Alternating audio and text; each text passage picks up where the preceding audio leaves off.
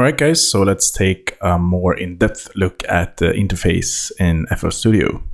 So the most important things that you need to know and that you're actually going to use day by day is to switch between the pattern and the song. So you can do it like that. And I will explain in a moment what this does, the song and pattern mode. You can also change the tempo here as I showed before. You can also right click and choose different tempos, or you can go to set here and you can choose the tempo like that by increasing and decreasing like that if you want to. You can also go to type in value here and just type in the value that you want like that. And as you can see on all of the things I hover here, you can see this little window here or this little section here in FL Studio where everything is explained. So as you can see, it tells you that this is the typing keyboard to piano keyboard, for instance, and this is scrolls to reach time markers, for instance, and so on and so forth. So you can also see the different key commands for that, for the function that I'm hovering over here. You can see Command B there, for instance. And here we have all of the recording and editing buttons here. And here are all of the Windows buttons. And there's the pattern selector as well. You can also rename the pattern here. So let's say that we want to rename it as test. And you can also drag up and down here to select the different patterns. So as soon as I do that, you can see that it's adding a pattern to the playlist. It may not make any sense to you right now what these patterns does and why it shows up in the playlist. But I will explain that more in depth in a while. I will also create a full track in this course, so you will see how I use the playlist and use the different patterns as well. So I think that will make a lot more sense to you when you're watching me create that track live.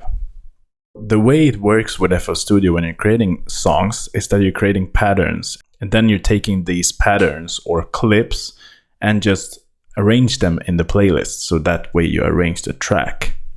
So let's close all of these windows here like that. So as you can see here, first section we have in FL Studio is the browser section.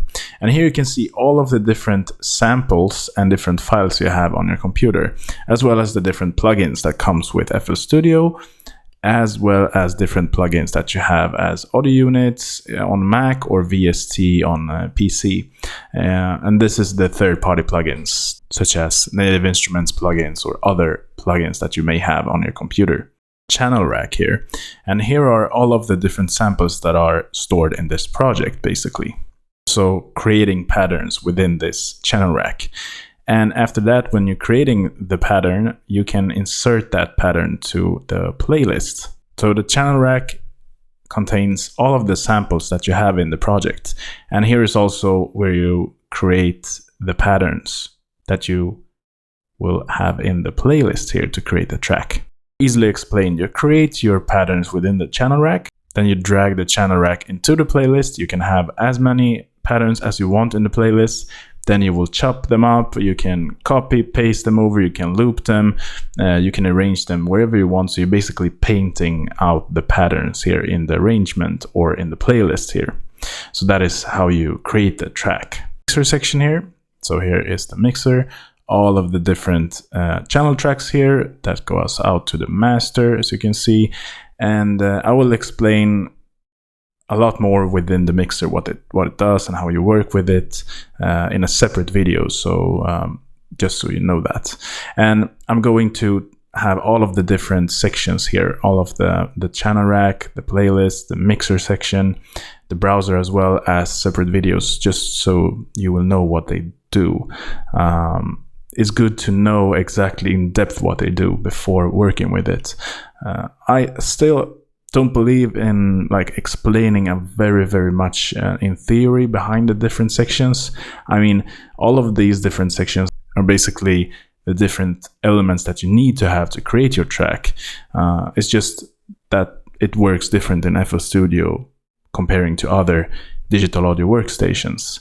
So you need to know how to do that in FL Studio, and I will show that by creating a full track. I think you will learn FL Studio the most when watching me creating the full track. So let's close all of these windows here. We're going like that. All right, so now we have everything closed. So I will explain you exactly how the signal flows through here in the FL Studio. So first you have the browser, and you can see all of the different files, the browser, and all of the different files that we have, the plugins as well.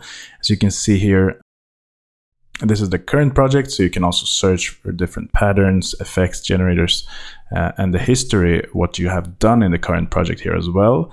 You can also see the plugin database, so you will just get the plugins here, so you can find all of the FL Studio's built-in effects and generators here, as well as the installed effects or generators. So let's say that I have some different VST plugins here, third-party plugins, so you can see all of them here as well. And you just double-click on the plugin to load it up as well. So if you go to the browser here, and you go to all, so you can see the same thing here as well as here. You can also create a new snap, so you can create your own view of the different things that you want to have in the browser. But if you go back to all, you can also search for different samples that we have here in the browser as well. If you want your own folder here, as you can see, there are different preset folders here.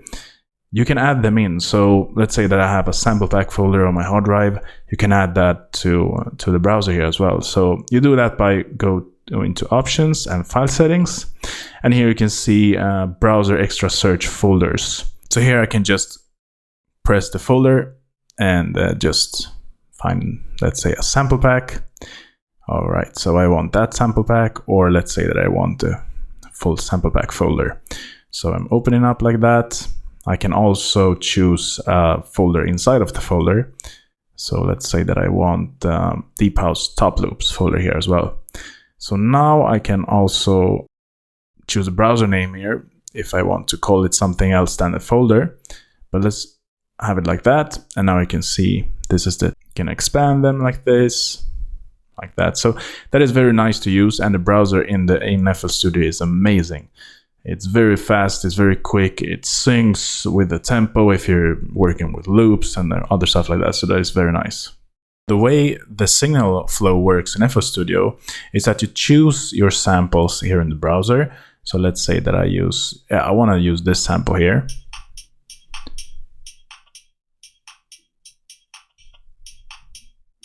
So I just right click and open a new channel, and that will load up this interface here. And this is basically the sampler in FL Studio.